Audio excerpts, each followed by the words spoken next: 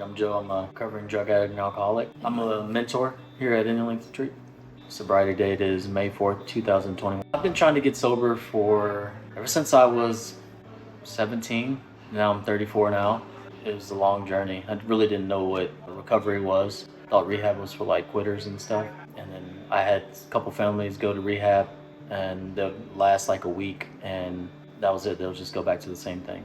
My idea of sobriety before coming into recovery and working here as well, I thought it was just like being okay with like a couple drinks, trying to maintain it, like doing it on the weekends or every other day, not at work. If I don't overdo it, that everything will be okay. But that never worked for me. I like doing like projects or helping my family and stuff like that, but I'll say something and I'll never do it. And I think that was just because I wasn't sitting okay with myself. And drugs and alcohol gave me that little extra push to do something.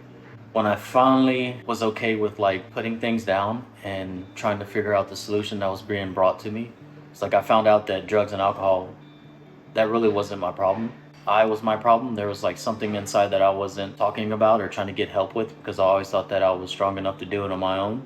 But the drugs and alcohol were the solution to make me be okay, to talk about it or just like make fun of the situation, just to be okay where I was at. It really was very hard to let my pride down, being okay with people saying, you're never going to do this, you're never going to do that. I really didn't care because I was just trying to hurry up and get back to using my drugs and drinking all the alcohol I could. But then I finally was like, you know what, I'm tired of this. I'm sick and tired of letting people down. I'm sick and tired of hurting people. I don't want to hurt anyone anymore.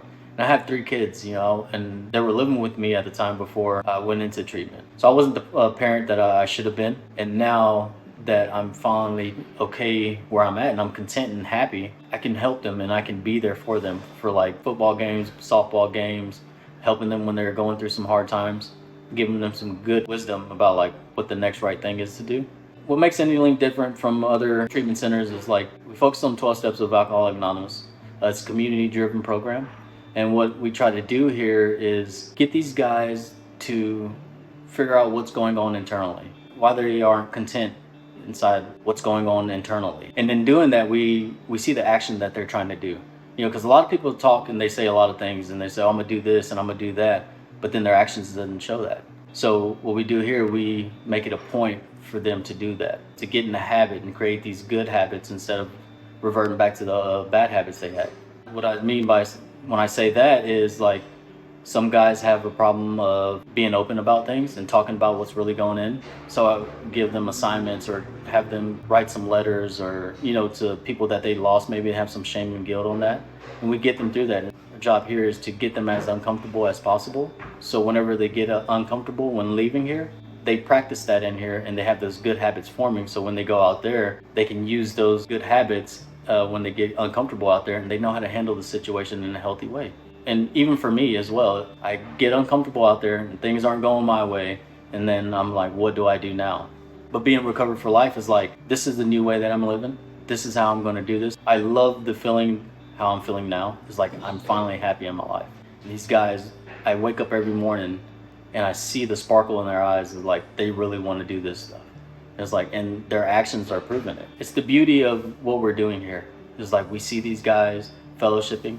We give these guys new life skills, as in like cooking, cleaning up after themselves, just learning how to do that time management for when they get jobs. And they do it. Once they start putting that action in and doing something different, we're just like blown away from like the progress that they make here. So we focus on the internal condition, getting these guys very uncomfortable with like what happened to them as a kid, adolescent, or whatever the case may be. Because some of these guys go through things and they don't want to talk about it. And I can give that experience with like stuff happening when I was a child.